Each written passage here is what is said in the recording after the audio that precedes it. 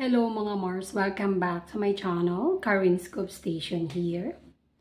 Dominic Roque nag-repost ng videos nila ni Bea Alonzo sa kanyang Facebook page account na may caption na Bea's beautiful person inside and out, then my white heart, no hate / bashing / negative things, please, then amen na emoticons.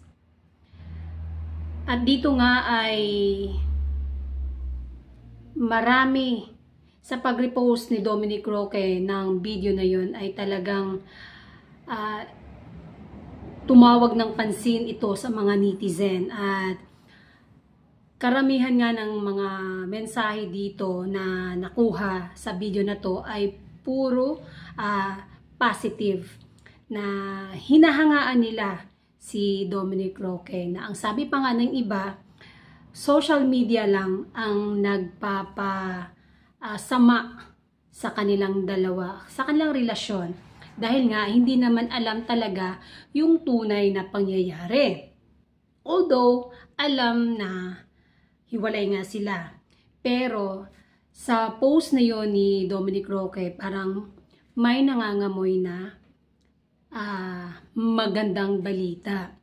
At hoping nga ang mga nagmamahal sa Bea Dom na sana nga ay matapos na ang kanilang problema at manaig ang pagmamahalan ni Bea Alonzo and Dominic Roque.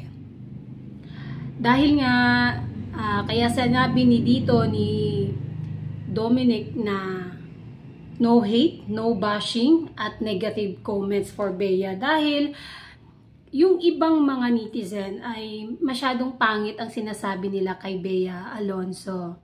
Kaya nananawagan si Dominic na huwag siraan si Bea Alonzo.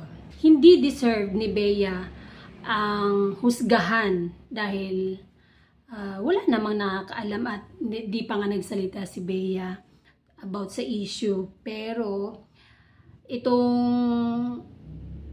reposted video ni Dominic Roque, nilang dalawa na napaka-sweet nila mga Mars. Nakakaiyak dahil ang ganda ng kanilang videos dito. Pwede nyo bisitahin ang Facebook page ni Dominic Roque. Mapapanood nyo doon ang video na yon na napaka-sweet ng dalawa. Naway magkabalikan nga sila, manaig sana ang kanilang pagmamahalan at maayos ang kanilang problema. And that's it mga Mars. Thank you for watching, and don't forget to like this video, share and subscribe for more scoops. Bye!